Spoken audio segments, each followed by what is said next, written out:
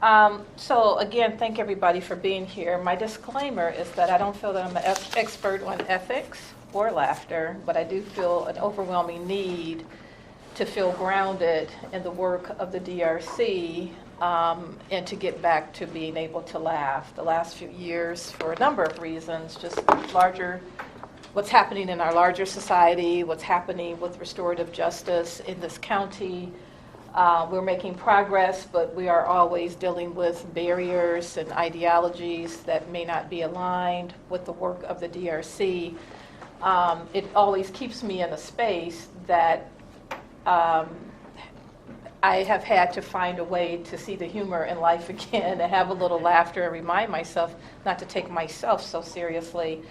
But it also, this year, we began a conversation in the office about the ethical dilemmas that we feel, that I've been feeling from staff's perspective in case management and all of that. And then we had a little bit of feedback from some volunteers around just some ethical moments in the midst of a case. And I thought, why not put it in the forefront and have an open discussion about it? So it's not my intent that we land with clarity about what is and isn't. The work of alternative dispute resolution is really evolving as we speak. And I'll talk a little bit about that. But I also want us to feel very secure in those moments of when we need that moment of clarity, that we are leaning on something that we feel comfortable with to make sure we're doing the job that we signed up to do. So that's why we're having this conversation. The other thing I'll say is that it's an open conversation. I want all voices in. Maybe that can help inform. Sometimes the comments on the ground is what we take to Lansing to inform guidelines and policies. There's a lot written about what a mediator ought to do and what our jobs are. But it hasn't been updated in a way that mirrors what's happening in the field in terms of cases that come to mediation centers. So this may be an opportunity for us to have some influence on the thinking with the people that are in Lansing who makes the decisions on how we are to roll out our programs, okay? I was looking for just a quick definition. I went to some of our resources and just wanted to put this definition on the table as a starting point for our conversation. This is a definition that comes from the book From Conflict Resolution to Social Justice.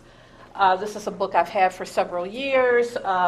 It's the legacy and work of Wallace Warfield, who's out of D.C. area, and he's considered a real important person in this work of alternative dispute resolution. In one of the chapters, he says that ethics can be considered a set of guiding moral principles that define the rightness or wrongs of a course of action. The guiding moral principles. So I think one of the comments here is, what do we lean on? What are our guiding principles and values around the work that we do that keeps us true to the boundaries of a mediator being a neutral third party as we perform, we're not evaluating the case, we're not giving opinions or recommendations about outcomes. Those principles are captured in two documents that Scale talks about or provides for us. One is the Public Act, the Community Dispute Resolution Public Act of 1988. There are a couple sections that talks about confidentiality of mediation. That's a part of our ethical responsibility, that we only report information in a case if it's causing harm, a threat of harm to another individual. And then there's something in the Act that talks about the level of liability that we take, that we're not liable for what happens in mediation, unless we've done something intentional that might be harmful in terms of omission of information and that kind of thing. So as a community mediator, ideally there's no liability to you for how you perform. In 2013, the State Court Administrative Office, the Office of Dispute Resolution, produced the Mediator Standards of Conduct. So if you've taken the 40-hour training since then, you should have this. if you took your training before then, you might not have it. So I'd like to make sure you get it so you can have what the state has. But they talk about self-determination in this document as one of the points of ethics. People in our mediation sessions are self-determined. They can be there on their own volition. We're not making them come, although judges make a lot of people come. Small claims mediators, they're there because the judge has told them to be there. But they're self-determined in their performance in mediation. It's up to them to engage in the process, to make offerings, to deny a proposal or reject a proposal if they wish. So that's for them to do, and we don't influence that. That's a big part of our ethics. So the question that I want to put out here, as we are working with, so let me say what's happening now at the center. In the history of community dispute resolution since 1988, the idea was that there would be this alternative approach for problem solving embedded in a community. People would not have to go to court. So neighbors who are disputing can come to their local center, knock on the door, make a phone call and say, set me up for a mediation. And their neighbors, all of you, would be the person charged to be the neutral third party to help them work towards resolution within the boundaries of self-determination and all of that. Over the years, this has really evolved, right? We rarely get people, probably less than 1% of our cases are coming from the community in self-referral. People knocking on the door or calling us and saying, I have a dispute with my neighbor or friend or coworker and I want to use mediation. It almost never happens, right? 90% last year, 90% of our cases came through the court system. It was either referred or ordered by the court. 90%. Prior to that, we were hovering around 80, 82, 83%. 90%. That really blew me away. That someone made them or made a strong suggestion that they should come. Now, from a business perspective, I'm very happy that people are thinking about us and valuing the work. They see you all, they value the work, and they say go over to the DRC. But it also says people are getting a suggestion from a court official, agent, staff person to come, and they do. And they're coming with very complex and layered conflicts that might be challenging us in a different kind of way. So some of the feedback that I've heard over the years, not pointed at any person, how do we feel about these financial disputes? I've heard mediators call them predator lenders. They're the predatory lender in communities. And there's a whole social justice movement around that by itself. So what do we think about that? We're experiencing with family cases more and more people with mental health illnesses. They're bipolar, sometimes unmedicated, oftentimes medicated, which is not so much a problem. But when they come demanding or sit at the table, are we having an ethical dilemma around services, their ability to be self-determined, to engage without coercion, to reach an agreement on their own, sign an agreement. We have, in our standards of conduct, people are to be competent enough to sign the agreement. Well, the DRC staff are not clinicians. If you tell me that you're bipolar and tell me that you're taking your meds and you're fine, we can't dispute that. If something happens or something spirals downward in the session, then you all are equipped to call the process, and you have to use judgment on that. I don't expect any of you to be the clinical people to diagnose and deal, you have to deal with it in the moment. So I'm just wondering, are we experiencing an internal dialogue or maybe dialogue with each other around these situations that gave us pause? We weren't sure what to do. We did it anyway. and we're just, fingers crossed, hoping for the best outcome.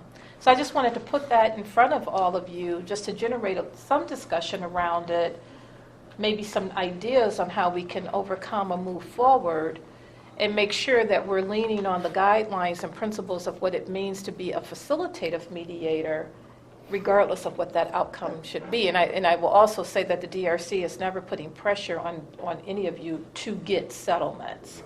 In fact, I bristle at that. Is self-determination is their outcome. So if you're feeling forced to get a settlement, then I'm going to also ask you to take a step back and think about what we're doing in the room. So I'm going to take a sip. Yes?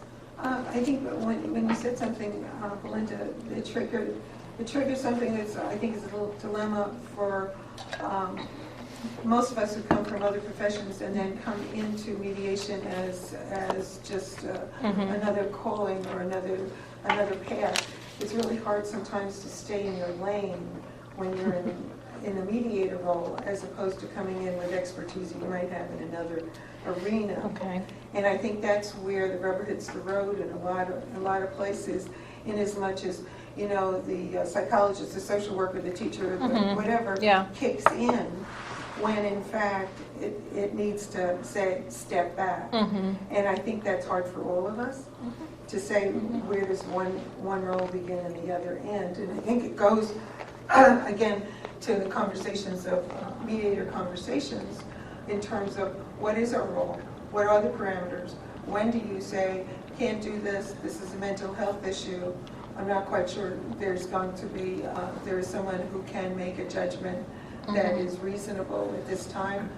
And that's hard to call in the moment, especially most of us come here as helpers. And so it's in conflict with what our natural indications might be. So I think part of it is just continued conversations about when are you not in your lane. Yeah, thank you for that. I appreciate that. And I come to this work with my background as a dispute resolution practitioner, so I'm not a clinical person, a teacher, and all of that. And there are some situations I wish I were. Like, oh my God, do I need to go take some psych courses? Do I need to go take, do some coursework or learning in some other profession so that I can see what needs to be seen so that I can make that call? And it's just a crossroads that I am in life. I don't plan to get another degree or take too many more courses, but it's just another crossroads that I have been feeling in the last few years that I did not feel before. Yeah. Thinking of the ethical question in the context of a small claims mediator, I'm questioned sometimes in cases I hear where the practices of one of the parties is the question whether it's ethical or whether it was good business practice. And we run into this without specific cases where I know that a nonprofit lender, credit union, would be too lenient with its lending policy, creating problems for people because they should not have let them get into the hole they're getting into. Their knowledge of how the system works anticipates or should anticipate the problem that the borrower is going to have. And yet, as a business practice, they know that as a percentage of profit or interest that's involved, they can take that chance. So it's not an ethical question for me when I'm hearing the case, but I oftentimes question how that person got into that position and what ethic was missed to get into it. Interesting. I sometimes feel that if it's pretty rare where there's one or both of the parties have real problems, real emotional problems, but there's always an out. This case is not appropriate for mediation because the parties are really not capable, and you put it down to go to trial. So you kick it up over to the judge for the judge to make that decision, which is appropriate. But there's only a couple cases where people got pretty wild in the session that you had to call in the bailiff to straighten it out. But that case did not go forward in mediation. It was not appropriate. They needed more controls. But when years ago, I looked into the question of ethics in mediation. and there were some determinations of whether or not a mediator violated the code of ethics, and almost all of them were conflict of interest. Yeah. The failure to reveal a conflict seemed to be really the biggest ethical violation. Yeah. And that was captured in this material as well. I had looked at a couple books earlier in the year for other reasons, but that's all I saw. And as a practitioner today, I'm thinking, is this enough? Just reading those chapters, I thought, oh my God, are they thinking about the child protection case? Are they thinking about substance abuse? When this was written, were they thinking about the other influences of court cases that gets referred or ordered to an alternative dispute resolution process? And in my experience, those participants in our services bring all of their baggage with them to the table, and I'm not questioning or judging that. I think that's the world we live in, and that's what we have to deal with. But it made me wonder, are that the list of rules about my conflict of interest, do I know these people and recusing myself and all of that, is that enough for us to really understand that lane that Joanna is talking about? And I have to say, in my own admission, there are times, we have a client now that will be in peacemaking on Monday. She called us when she was hungry. She had no food. She didn't call her caseworker. She called us because of comfort or whatever. And my first reaction was to help her get food. And I wasn't acting as a mediator. So that engagement gave question to other people involved with this case. Why did I do it? And I said, because she was hungry. And not in a condition to go to the food pantry herself. She was having an emotional meltdown, and I thought, if she goes there and expresses her emotional self, they're going to call the police. And she's in a court system because somebody called the police. Her children were taken away. All of this battery of things that occurred. So Belinda, just go get the food and drop it off and keep going. And it wasn't, I don't know if I should have done that or not. I don't know that I would have. I don't think I would do it for anyone. But in that moment, I felt the need to do something. Should you tell the other party that's what you've done? I didn't exactly.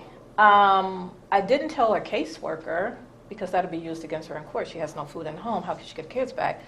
But I just mentioned it to one person who I thought would be the safe person. And it became this question of the role that I have at the DRC, and rightfully so. It is, what is my lane when a person is hungry and spiraling and just needed a kind moment? Are you doing the mediation on Monday? No. Because to me, then the conflict would be if you were doing the mediation. Yeah. Well, that's interesting. But I think that's part of the conversation, though. If I were, why is that a problem? Well, I think it is. That's where I think you have to reveal that to the other party. Because there's some... That's a conflict of interest? Because you've established yourself here as a caretaker, a mother, there are other things, as Joanna was saying. That's why I feel as a mediator more comfortable in a circle than now, because I feel others are bringing, maybe I'm uncomfortable with this, but I'm depending on about all the different people in the circle. And maybe as a collective, we all bring something more than when it is just you as a mediator with two parties. I don't So know. in the world of peacemaking, which is an alternative dispute resolution approved and accepted by the state, so it falls within the same court rule and all of these, the standards of conduct as Mediator does, they just haven't added that language, that term. if in the spirit of peacemaking, we make connection, we talk about relationships, restorative justice, we talk about relationships. So could it have been that her relationship with us felt more comfortable than it is with the other 10 people that's involved with her case, all of them being caseworkers, social workers, attorneys? Everybody has some sort of systems title. Could it be that she just felt more comfortable with the DRC engagement? And that, because I was wondering why she called us too. And not her caseworker, because she got about 3. It was just something, I'm just putting it out there for thinking. I mean, this is the change that we're experiencing, and I think it's just making things a little bit muddled. So Joanna, then Jennifer. I think what you're describing is so human and so visceral, in as much as you see someone in stress and you can help with a very nominal effort. I mean, you're not going in, you're not changing her life or anything. What you're doing is you're giving her something to eat. I think, how human could that be? And she fails the relationship. The question is whether you do that as another human being coming for help, or are you representative of an organization and this represents mission creep?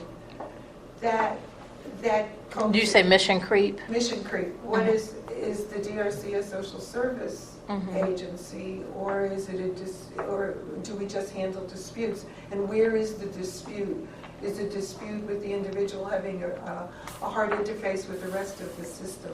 I mean, and that's what this poor woman is having, a very bad interface with the rest of the system, and here she found a comfort. I don't think there's right or wrong answers here. No, I don't. I think I think that's what the conversation around ethics is. There are no really right or wrong answers. There's the opportunity for conversation to think about what is the appropriate thing to do in this particular moment that may not have been the appropriate thing to do yesterday or tomorrow. So I'm not quite sure I'm adding to the conversation. What I'm saying is we don't want to not be human. Yeah, I mean, that's how I felt in that moment. That's So crazy. at the end of the day, of the work day, which never really ends for me, right? Right. I left the office. I contacted a pantry, said, you can come get a bag of emergency food. I told this woman where we can meet and have this exchange, and I gave her the pamphlet so she can do it on her own going forward. But that was my moment of humanness. Right. That's And all it I really- think we need to embrace that. Yeah. I think we need to embrace that when it happens at just a basic understanding. Oh my gosh, you're going through a difficult time. Not being judgmental, just being observational. I mean, I think that there's a difference, and not interfacing and advocating, but recognizing. And part of it is, then the conversation is, where are the lines? Where are the lanes? What is the mission of the DRC? Is it a social service agency, or is the opportunity to filter conflicts through the community? So again, I don't know. Yeah. Jennifer, your hand was up, and then we'll move around this way. Okay, I mean, I agree with that. Were you doing it as Belinda, were you doing it as the DRC, and how does that shift? Which is hard to do, right? Right. Because I'm always DRC when I come to town. But the other thing is, I think there's part of it that it reaffirms your own humanity.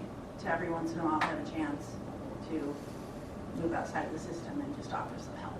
I mean, we all need that sometimes to avoid burnout, really, in this work. But I think in terms of mediation, if you were the mediator on Monday, let's say, I think it's a matter of disclosing so that the other party, it's about the optics. If you feel I can go into the mediation and still be neutral, I don't have an issue with that. But if the other party found out, oh wait, you've been giving her food and they didn't know in advance, that's just an issue of their optics. Does that make sense? You could So I think change- ethically. You can change them, Change yeah. the food to money. What if she needed some money? Would you feel? We don't have any of that. That's an easier question to answer. But if they You know our budget. But if they know up front, I helped connect her to the food pantry last week and I want you to know that, and they say that's fine, then later they can't say, wait a minute. I mean, it's similar to You know, if I had one and it was a veterinary office, and I said, I used to be a client. Are you guys okay if I do this mediation? Mm-hmm. So that later they wouldn't say, oh, well, you know what. What do you mean by optics? How it looks to the other party. So Like Belinda may be something able to be completely neutral. She's got the skills to do that neutrality. But if I'm the other person in the mediation, and I find out, hey, wait a minute, she's been giving this woman food and helping her, then I might assume she's biased. She might be thinking that she's advocating for that party as opposed to you. But it's a little bit different question. You arranging a food pantry connection for her, helping. Yeah, I gave her the versus you information for going that. to the store, buying food for her, taking it over, cooking it, you know, No, I giving her didn't do help that. that way. Yeah. I think it's not as, I mean, you're just helping her negotiate the system. You're not, I mean, in a very human way, you're not giving private support that, like your own money or, you know, something like that. Right. As Jennifer says, I think it's an optics. Yes. Yeah, so part of the mediation, in the mediation world, is that the full disclosure of everybody has the same information. So, yeah, so all of the system, and she's a participant, so there are a lot of systems people that will have to That would know. be very important if the mediator was going to be making a decision. But remember, the mediator's not making a decision, so therefore any handicap the mediator has, either with a prejudice or with undisclosed information, should not impact the decision being made between the two parties who you're mediating for. A judge would always have to disclose a conflict of interest. But I can't imagine why a mediator would necessarily be burdened with something that incidentally could be interpreted as a conflict when they were not applying the means of that conflict to the process of trying to mediate the difference between two parties. Because Interesting unfortunately, the parties often come to us wanting a decision. They have a misconception about what mediation is. And often I will have, you sit the parties down, and the plaintiff, you ask the plaintiff what it's all about, and they make a fantastic case, like they were talking to a judge. And then you ask the other party, well, how do you respond to this? And they answer like they were retarding the judge. And I have to point out to them, don't try to win your case with me. Try to share this information with the other party. But unfortunately, that's not how most people come to mediation. Yeah, still, right? I saw, yeah, Eli. Yeah, I wonder if we could just kind of open the conversation and say, we want to be human to our parties, and we want to affirm your humanity and your impulse. And why not extend that to the other party? So not necessarily just disclosing, or not even disclosing to the other party, but rather saying something more like, you know, I've had the opportunity to have an interaction with the other party. Is there something that you and I need to talk about? You know, so kind of offering the same, you know, hand of humanity to the other party, but you wouldn't necessarily disclose, if there was a caucus, you wouldn't disclose the substance of the caucus to the other party unless you were given permission. Good point. Good point. To do so. And I think that takes me to another point from outside literature that I've been reading lately, is that it talks about that. As mediators, we're stuck in this mode, or we're asked to be in this mode of being a neutral, but we're still people and we still feel, right? We still, in the society as it becomes more chaotic with bigger social issues that we're dealing with, in the local issues that we're dealing with, and I have to say that a fair, not looking at small claims because we don't have enough data on that, but some of the family cases that we're working with, school cases that we might intervene with, we're seeing many factors of poverty embedded in those cases, people needing information and resources outside of the mediation. And because we are the kind people at the table very often, or considered the kind people at the table very often, there's a trust. We ask you to build your rapport with the parties within minutes of your session, right? To build trust with the process and with you. And guess what? You guys are doing that pretty well. So, in hindsight, it didn't surprise me that this woman called the DRC office, in spite of all the people that are helping her with her case, Because we built kindness and trust with the center, with the process, with that individual, and we never give out mediator or volunteer contact information, so don't worry about that. You're doing it. So she called. But that's emerging in the writings about this work. How do we switch off our humanity, or should we switch off that humanity when the needs are increasing in our community around connectedness, human connectedness, and that gets into the restorative, the social justice part of that. Should we switch it off so that we can be this neutral sort of focused person on just the issues that are brought to the table? Or is it okay to have laughter, banter, and some sort of human connection with it? On the peacemaking side of this, and some of you do that, we promote that. We want us to feel comfortable with that. But in the mediator realm of that, we don't talk about it as much. We want to stay the neutral third party and deal with the issues at hand and employ the 8-step process of mediate and get to an outcome that they can live with and walk away from the table with. Is that still, is that true in your experience as mediating, even in the small claims cases, when you have that lender and that person's making minimum wage at the table? What's going on inside of you?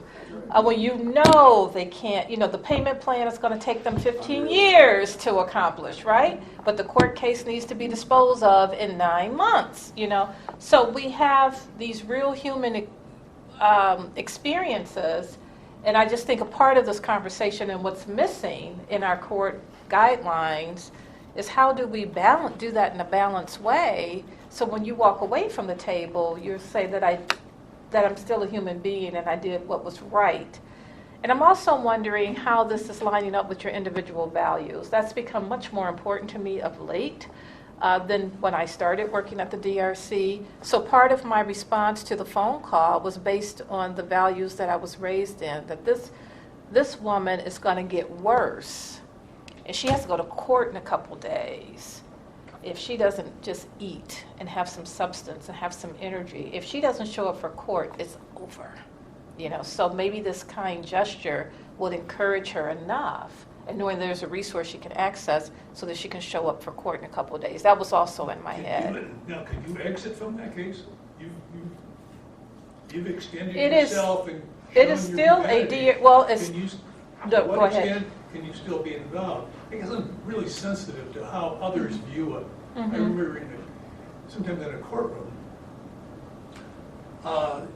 you find the judge talking to the police officer during a recess. In the eyes of my client, what the hell is going on here? No, he's just being, the cop is a friend of his and there's nothing to it. People oftentimes don't see it that way. And so I think you don't have to be a real badass, but I think you have to be sensitive to how is this viewed by the others within this mediation or within this trial or whatever it is. I mean, I know judges who would not go out to lunch with any other attorneys. That he was good friends with, and he said, I just won't do it because someone walks into the restaurant, they see you having lunch with someone who's on the opposite side. Of their case? Pardon? Of their case. Yeah. I think it's, I would err on the give this problem with this woman, if you're going to stay involved, to somebody else. But you're not really involved. You're not part of the circle. Part of that. She's not. Yeah. She's not part of the circle. I just answered the phone and do not give out volunteers' contact And she doesn't know you have information. anything to do with it. She knows, I was in court, I've met her before. She knows who I am in terms of my role at the DRC. Yeah. And the assumption is that somehow or another, that one side or the other would have the advantage. We're talking about mediation. We're not talking about judgment. We're not making any decision. We're trying to facilitate. No, I'm not any role of decision or even influence of her case. All of your handicaps may not have any significance at all in the ability to resolve an issue. And it doesn't. Okay, I have another ethical question that came up for me last week. we had a long mediation, 2.5 hours. And afterwards, the mediators came in and they were quite excited about the way it had resolved. It was an elderly, confused woman and a merchant. And the merchant really wanted to help this woman in any way she possibly could. And the woman really didn't quite know what she wanted. And so the mediation went on. I think that was part of what made it so lengthy. And I don't know if the new mediator, I don't know how it happened that she got this brilliant idea that if the merchant gave her money to pay for the item that she was in contest, that would really be helpful. But that's the way it got settled, is a small amount of money was proposed that the merchant give to the client, and then the client purchase this item From the merchant? from another merchant. Oh. From another merchant. And I'm thinking to myself, suggestions? You know, I don't know that she's supposed to make suggestions, but it seemed to break the impasse. And I guess I'm wondering now whether I should go back to her and say, was this totally your idea? And if so, how did you propose it? Interesting. So, a little more clarity. What was the conflict? The conflict was between the consumer and merchant about service that had gone on, and I can't tell you who the merchant was because then you'd know too much. But it was over a whole lot of service, and actually they were willing to forgive her for all kinds of things that had happened too, but there was this one last thing that just couldn't be resolved. And so The merchant was willing to compensate somehow. she was willing to do anything that would make this problem go You know, away. Sally, the answer to your question is, you've always had one. You go to this routine. This is Sally. What do you think? Well, I was wondering, what do you think? Yeah, that's about right. the idea? So it takes you off the hook. It's just an idea that's thrown out there. Well, that's what I was thinking, that I might, maybe I should have proposed that to her. Or maybe the next time I see her, I'll propose that to her. How about talking to the ceiling instead of to the clients? Well, I'm just quick thought. We're asked to be neutral, not inhuman. I mean, we can't turn off our humanity. We're asked to be neutral and not come in with preconceived ideas. Right. And it could be, or judge. And it could be that maybe with caseworkers and the others that this woman was exposed to, they read her case and they already approach her with that, and she senses that they already know, blah, blah, blah, blah. And with us, maybe she felt, you know, tabla rasa. She's just another person and she can trust. Maybe that was the difference. I'm just trying to think why the DRC? I think that's part of it too, and I guess this is, hanging in the air for me because on one hand, we want to do more, right? Another layer is that we're pretty good at what we do. We want to do more, and the courts are identifying more areas that we can work with. And they're going to have these unusual, not so linear, in your lane circumstances. What do you do with a juvenile delinquent and a parent where there's been domestic violence, they've been referred, that kind of thing? And you're hearing information that might prompt us to respond or to approach a question or a caucus in a certain way. What do we lean on and make sure that we're not crossing a line? And where is that line? And for me, I feel like the goalpost is moving in some ways as we're dealing with more and more complex situations where many systems just don't know what to do with anymore. They're just running out of ideas on how to support, help a family. Yeah. In the small window that we interface with these clients and in this conflict, to my mind, it's always wonderful to jump in and solve someone else's problem and then jump out. But realistically, in terms of long-term and in terms of effectiveness of the process, the best thing we can do is to learn to ask the questions critically, non-judgmentally, so that the parties can come to their own resolution. It's because we can't go in and fix something in 3 hours. It just doesn't work. And the only way it works is if both parties are apprised of what the parameters are. And the only way we can divulge that is to ask the critical questions and have the parties explain it themselves so the other party understands. And I keep coming back to how did this happen? Tell us how it impacted you. Why? What are the implications of this situation, long term, short term, so that those questions are answered between the parties, and we're just there facilitating the conversation. And I recognize, Belinda, that the systems are much more complicated. You just have to think of the schools and teachers doing more and more social work as opposed to teaching, because they're front line and they see it and they're bringing their own supplies and they're making those connections. I don't know what's right or wrong. All I know is sometimes you lose the reason why you're there, and then that doesn't help anybody. Okay, thank you for that. Yeah, Jennifer? I'm just going to say, I'll just say, I think when we lose our neutrality in a situation where, I'm going to talk about small claims. So if you lose your neutrality and you want to reach out to somebody, but you really don't have the resources to follow that through, you're potentially going to do more harm. So Who wants to reach out to someone? I'm not. So if you're in small claims, you're informed. So not like circles or case conferences where the same person is assigned to follow, but you're just there for that 40-minute period, and then they're going to leave. And if you start losing your neutrality and wanting to reach out and help someone, because there are times in small claims where you know one person you can see they're struggling,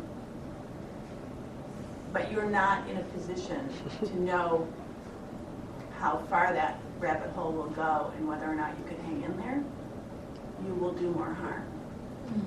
So I think, I think our neutrality is important as it spins down the road also. So, if you, I don't know if I'm explaining that really well, but like. Well, I was thinking of maybe a case of say a credit union case or something like that, where the person is so impoverished and what they need is a job. And you happen to have heard of a job. And then suddenly you're becoming their job coach. Yeah. And then like a month later, you're like, I don't want to be this person's job coach. I didn't sign up for this.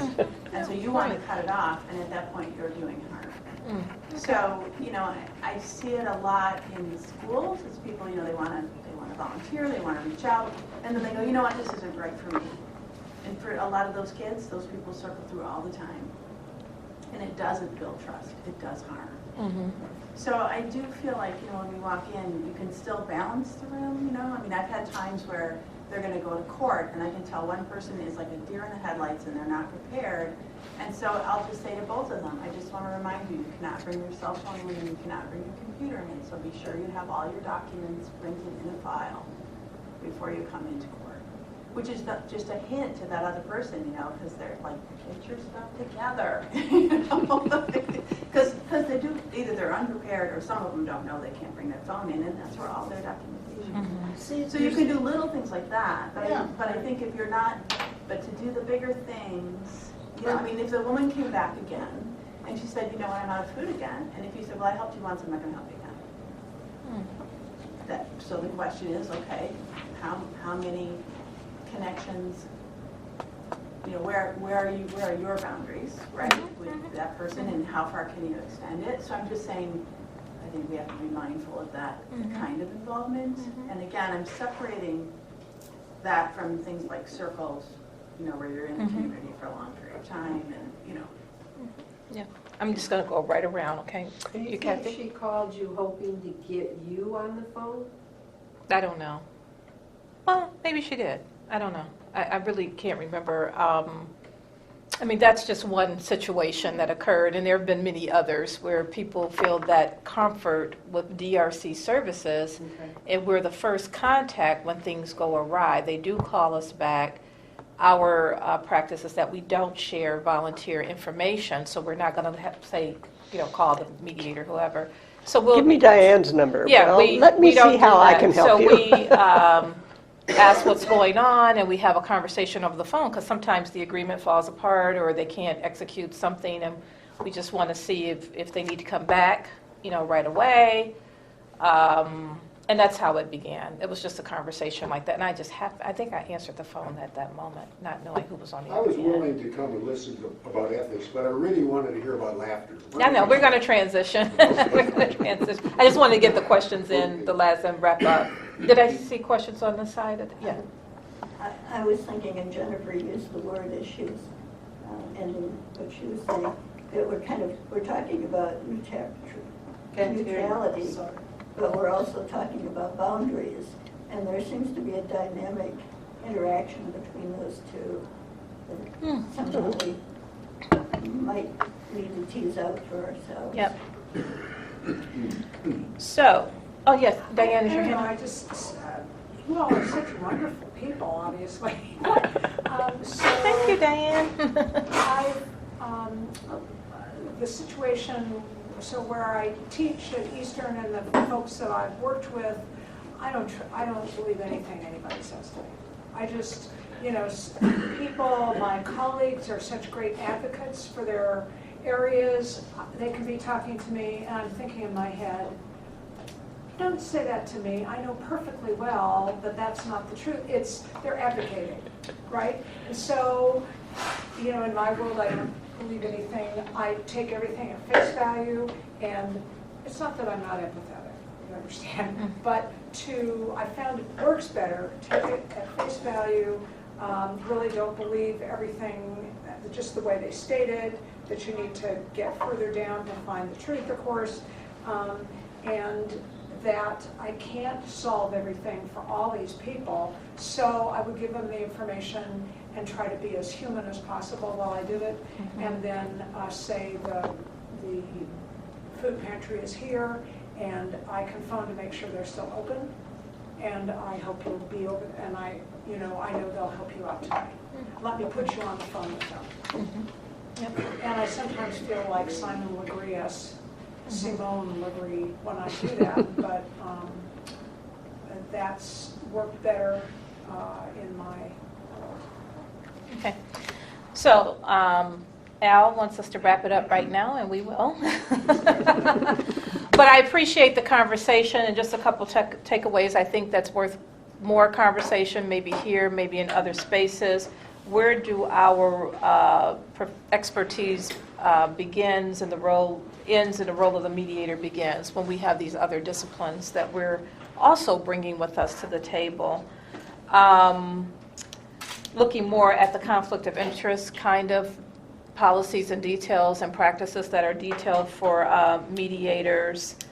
And I think what you said, the boundaries versus neutrality, is an important piece of the dialogue as well. So thank you for indulging me for a few minutes. And thank you for agreeing to do this, and I won't despite do your it doubts.